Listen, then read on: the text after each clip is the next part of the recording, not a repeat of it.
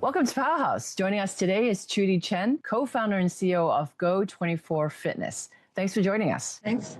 Joyce, how are you? Good. Maybe we'll start with how you got into this fitness business. I started my education in the US and had a short career in investment banking on the real estate side and principal investing. I think basically had some long grueling hours as a junior investment professional does. And basically got pretty tired of it. And then in 2010, I left Merrill Lynch and forayed into fitness, initially as a side investment. My husband and I invested in a gym business at the time called U-Time, and their first club was in Kennedy Town. That's actually GO24 for the past 6-7 years. That was how my journey into fitness started. As a banker, your appreciation for balance of health and lifestyle is off. You come to an industry where people are making a difference in lives. We have trainers who lost 50 pounds themselves and, invigorated to kind of do that to their own clients. So that was how it started, initially helping my co-founder start that business. First club started when there weren't many 24-hour gyms in Hong Kong. Oh, that's quite early. How do you maintain that? It must be difficult operationally to maintain 24 hours. I think the 24 hours, I always get the question, do people really go to the gym at 3 a.m.?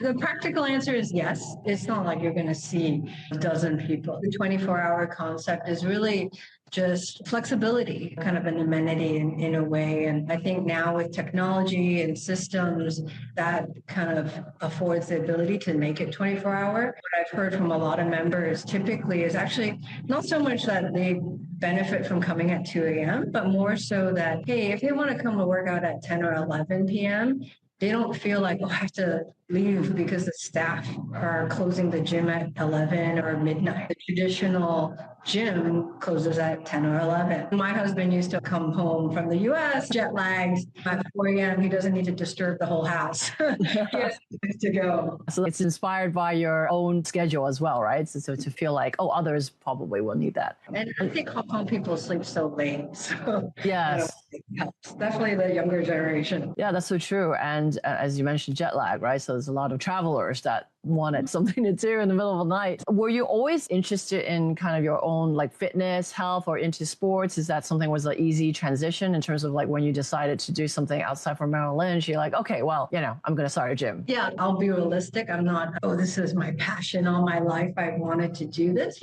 I think it's life, right?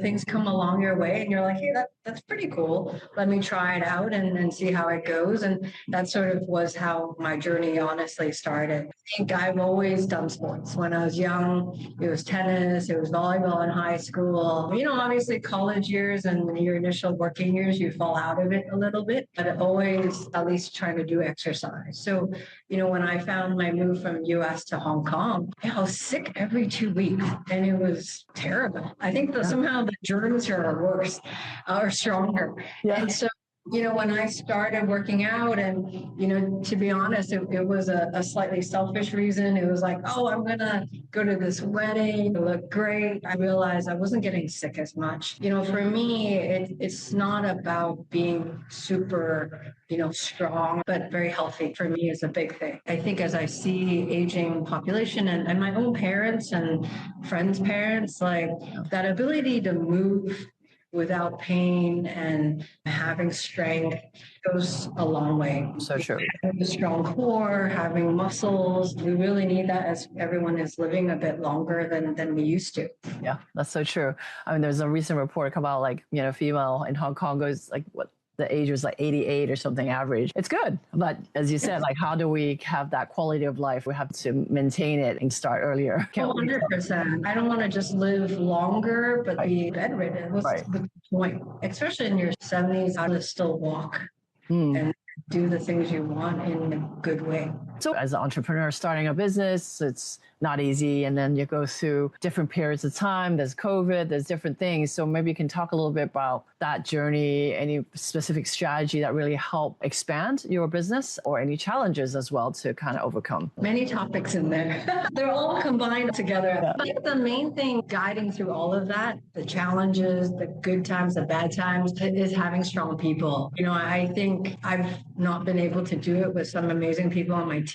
Some, started with me from a previous business. I used to run a indoor kids playground business for about 2-3 years. Some have kind of joined me along that journey from there to here. They've been instrumental for me. But even, kind of picking up people along the way, we've been lucky. The fitness industry in Hong Kong has been changing like crazy. In any business, it's constantly changing. Being armed with the right tools and ideas and thoughts to kind of arm yourself for that change has been very critical. COVID, we were closed 250 or 38 days, and that was brutal. Nintendo Switch was helpful for me during that period, but definitely kind of keeping people engaged. We used to do some outdoor workouts for our members and even trainings with the team just to keep everyone going, because it is a mental game even today. There are new gyms every day, and how do we prepare ourselves against that? I think to your other point about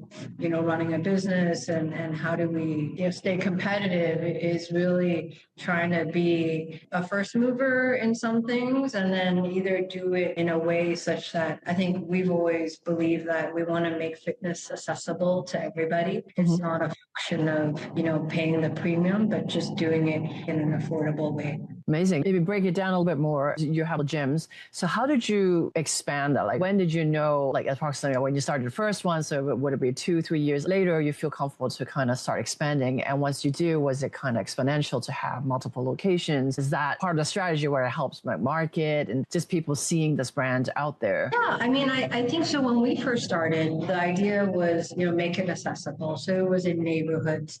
So we started in Chen and Kennedy Town, North Point, where back then, there weren't gyms in each of these neighborhoods. Really. Like they were only kind of more what I think are big box, like Pure, Fitness First, Goji, and the traditional markets. So, I would say, as I mentioned, like business is forever changing. When we started the model, it was that concept, the neighborhood. We had proof of concept with Chen and North Point. So then we felt comfortable to grow because we are kind of a homegrown brand. Then I think we saw the entire market change. 50 or 60% of people went to big box gyms to, hey, Goji's closed, physical is closed, Fitness First is closed. Now you're down to like 10% of your population go to like a big box. How do we adapt? We decided, hey, the Onyx brand is something that we wanted to expand to address the regular office corporate customer who, I also know very well because that was my career for a long time. Right.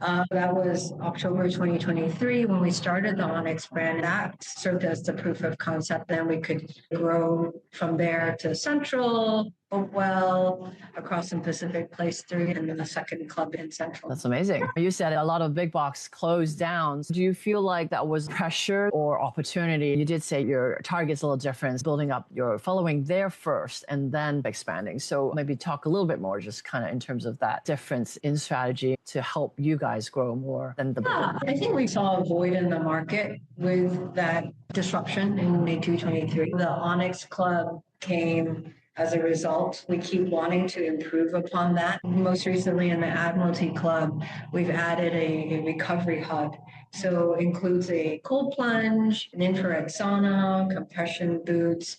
Again, it wasn't done in a massive scale, but I think for us, that was a proof of concept. And hey, there is a market and demand for wellness trends. And, I mentioned, me even wanting to get healthier and mobility as I grow, a lot of science out there kind of backs that recovery is necessary for sports and the general population, right? We've got that Brian Johnson, testing himself with so many different things. And, I believe he also does a lot of these recovery three modalities. Right. That's great. And that's exciting. It's the first contrast therapy in Hong Kong. Maybe you can explain a little bit more I about that. think there are definitely others, but we've differentiated is typically they were kind of very private, costlier options. So we've done it kind of more in a communal way so that it can be more cost effective. It's also at a very centralized location. With your Onyx brand, it's more centralized, typical locations and affordable. With the changing economy, people are looking for different options, not spend a lot, basically. That's right. The partners and landlords we work with, I think we've worked with some landlords who recognize, hey, gym, wellness, that's sort of a demand of either tenants or office tenants and the market. And so we've worked with partners who recognize that because, at the end of the day, we're not selling high-end watches and whatnot. And, some of the spaces that we're in, I think typically were really high-end, but we have some landlords who prefer to go the health way. Oh, that's nice. That's great to have that partner. Real estate's the most expensive here, right? So to have any business, restaurants, retail related is just, that's the portion that's the hardest to recover. So I think that's kind of the other piece how we have been relatively successful is myself and both my partners' background is in real estate. Passion doesn't really run businesses. That acumen has benefited us. Absolutely. Maybe you can talk more about that are, starting out in a business or, switching career such as yourself to corporate to business, having that acumen, right? Because, we hear a lot about do what you love and it'll happen, right? But of course it will because you at least have to have a passion. But what are the kind of really the fundamentals I think you really want to suggest to others? Yeah, I mean, even your own journey, right? Like photography is not the traditional Asian parent. Right. Coveted career. It's not easy. And I think, even I tell my kids, oh yeah, figure out what's your passion. But, to make that work financially is also critical. Speaking to more people for advice and getting advisors is important. Things by people, whether, your concept doesn't make sense. Like how scalable is it? How sustainable is it? How do you protect yourself from a landlord saying, oh yeah, you're doing well. Yeah, your next renewal, let's increase it by 50%. Right. So things like that, figure out what you think is attractive for the market and then running numbers. I mean, being realistic about projections and learning that financial piece, I think is super important. Right. I think even schools, like I think sometimes, definitely my schooling, so much is in theory, but how much is it practical in real life? Yeah. Do kids learn to invest? Not many schools do, I think.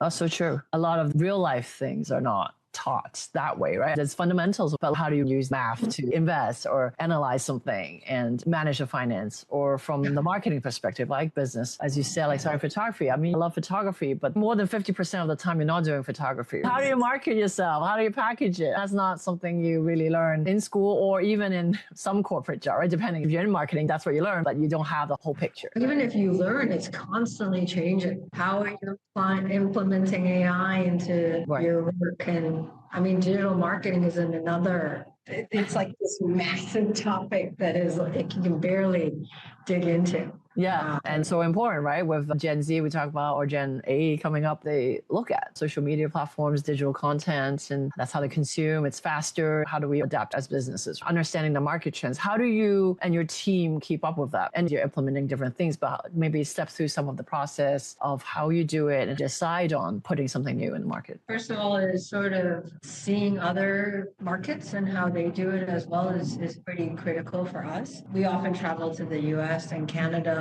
We're also just recently in Vietnam. And I wouldn't say, oh, it's because we want to go there, but to see what others are doing, if anyone's doing anything better and take inspiration and see whether, does that apply to Hong Kong person? People often are like, oh, Orange Theory is awesome, but it doesn't work here, right? Or at least it didn't. Yeah. And so why? And understanding that and understanding the consumer. We often like to try and do surveys. Probably we still don't do it as often as we should, and really understanding the customer and what they need. I like the higher energy reformer Pilates concept.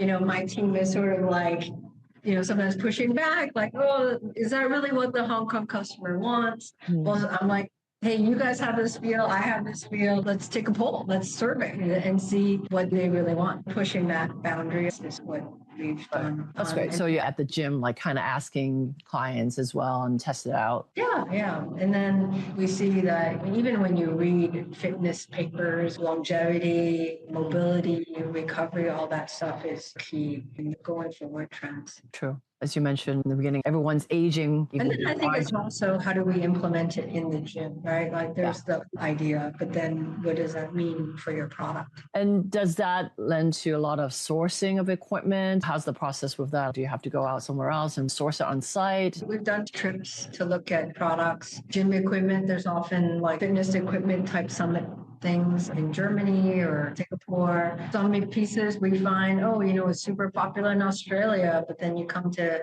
Hong Kong and some people are like, oh, it's so big. Like it's all for like foreigners. And you take the good and the bad. True. Go24 is also on a franchise model, correct? We launched that last year as the market has grown. People want to use a gym at home. They're on the weekend. They live in Yulong. They have a place to go at work and a place at home. The franchise model spawned from that need, operating from a hub and spoke model so they can have a gym wherever they go. So those interested could kind of apply and discuss with you guys in terms of what it means to franchise the brand? Yeah, and I think it's similar to any foreign franchise model, but being a Hong Kong grown, you have more flexibility in terms of what the owner might want to do with their gym or if there's something special they wanted to offer. If you were at Anytime or Snap Fitness, maybe I shouldn't have mentioned brands outright, but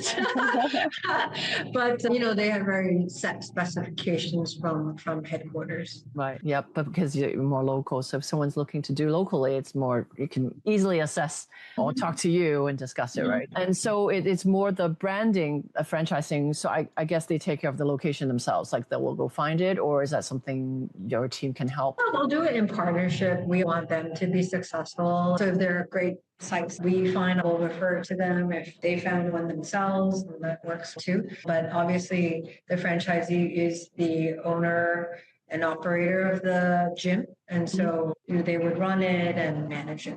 Right. Yeah, that's very exciting. I don't think there's any other gym that does that in Hong Kong. And I think that's an exciting opportunity for those who really just kind of want to get into it, but not build from scratch. That's right. So we'll help with planning the gym, equipment purchase, training the person to how to manage a business. Because like you said, the business is, you might open doors and people come in and out, but in the back end, it's actually an operating company. And, you need to learn about if you have a staff, what that means, an MPF, and, kind of the small intricacies. And so all that could be structured under your overall Go24. Yeah, we have that option, or they can do it themselves. I see. Well, that's amazing. That's so cool for those interested to get into that, not starting from zero. What do you envision in terms of fitness and wellness? I mean, you touch upon a little bit, but in terms of actual trends, what do you see in the future? I think personalization is a big one, and then longevity. So